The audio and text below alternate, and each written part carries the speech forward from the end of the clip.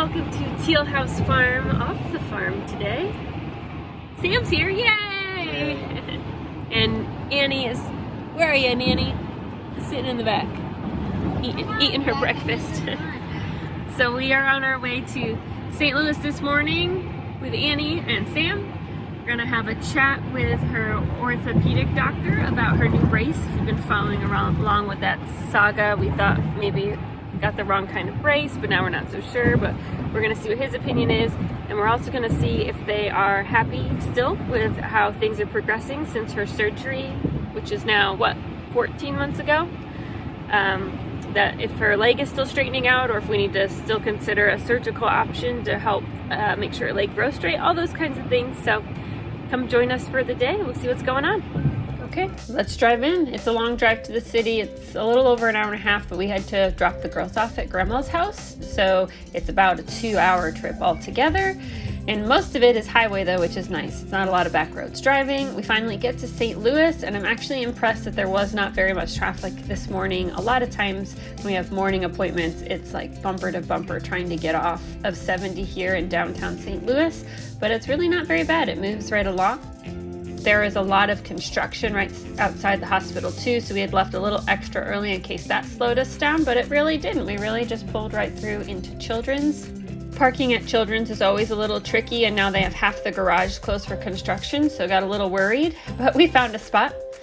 And then the search goes on for masks. I have 6 million kids masks because Annie always needs them for therapy, but I only have one grown-up mask, and there should be more, but I just can't find them, so the search is on to try to find a mask for Sam. The hospital is one of the only places we go now that still requires a mask, so unlike COVID years when I had them stashed all over the car, I don't really have them with me anymore, so just trying to search here to find one for Sam so we can go into the hospital.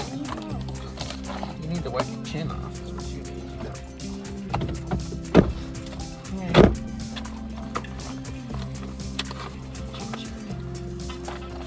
It's a little wrinkly, but it'll do.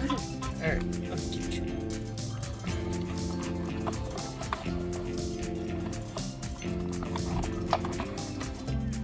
I can't get your hair out the way, girl. Finally found one in the depths of my therapy bag.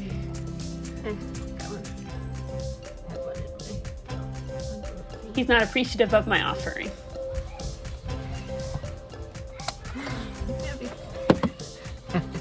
Where has this mask been? It's been in here. How many times has it been used? Let's do it. Because it's definitely already been bent. I'll just get a new one. That's okay. Having to spend your morning at the hospital is kind of stinky for a little kid, so Princess Nanny gets to push all the buttons and call the shots, get some snuggles while we wait, and then we go to the room and do some more waiting, play about 1 million games of I Spy. Then the doctor comes in, they do some measurements, and they go out to discuss with PT and call us over to do some x-rays. So we do some hip x-rays for Annie. And then we're all done. We have to remember where we parked. What are you looking for? We're looking for the zebra. Good thing we have Annie to remind us. Daddy hasn't finished coffee number 1 yet. All right, we're all done. We're gonna go pick up siblings, and we'll see. We'll let you know kind of what's going on and how things are going. Annie did great. Annie, you are a pro. You're a doctor's office veteran. She doesn't care. She's got her tablet back. Okay, super long day. We're back. Overall, it went really well. The doctor kind of didn't have an opinion necessarily about the brace, and that's not necessarily a bad thing. He was fine with it either way. He felt like she looked really good in the one we have now, which is what we've been showing you and talking about, that we've kind of grown to like. But he said if we decided that we really felt like adding the hinge, so you have a 2-piece brace, back in would help her better, if that's what her therapist felt like, he was fine with that too. So we'll figure that all out with her therapist, but it's nice to know that he's flexible on those options, is happy with that. Overall, he's really happy with how her foot looks. If you remember, a year ago, we were thinking that after her spine surgery, she was also going to need a foot surgery because her foot was so like folded in on itself and crooked. But the spinal surgery she had on her nerves actually helped improve her foot over time because her gait is much more normal. So her foot has straightened out, and they canceled that foot surgery and that ankle surgery, which was great. So now she's just on watch. We go every 6 months to monitor for hip displacement, which is typical with kids with her diagnosis. And also her femur bone is not growing straight. It's twisting in, which is why if you watch videos of her playing outside and running around, you'll notice her knee points in on one side of her body, kind of her legs aren't straight.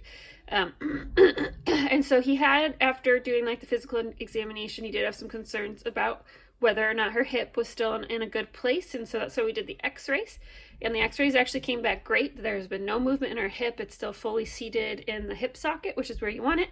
And so has no worries about that, which is great. Unfortunately, the x-ray did show that her femur is still twisting, and as she grows, it's twisting more. It's not getting better, it's getting worse, which is what they had estimated. They've been, we talk about, if doctors right or wrong. They give you a prognosis based on best guess, and that prognosis that we got at the time we did her spinal surgery is that she would need a foot surgery and maybe this femur surgery later. We ended up growing out of the foot surgery. She improved so much, which is great, but the prognosis with the femur surgery is still the same. It's still getting worse, which is one of the things they had warned us would still happen. But we're not going to do it right now. He wants to wait. She's not in any pain. She's not falling and tripping over her feet from them being turned in too much all the time. So we just leave it as it is and we let her grow more. The more she can grow, so the taller she is when she does the surgery, the more likely that it's going to be a one-time surgery, one-time fix. What you don't want to do is have to, basically they break your leg and then they straighten it out, is what this is. It sounds kind of crude, but that's basically what it is. You only want to have to do that once. You do not want to have to do that twice. I don't even think you want to do that once, right? But if it's the best thing for her, that's what we need to do. But it'll be probably a couple years down the road. So we're just going to continue to monitor for that. Keep doing our physical therapy and working. You never know, maybe physical therapy will help slow down the progression and she may not need the surgery, though we do realize if it's continuing to get worse, that we're probably going to need to bet on this major surgery here in a couple years, and we'll just make sure that she's as ready and we're as ready for it as possible. Thanks so much for joining us for the day. We'll catch you all next time.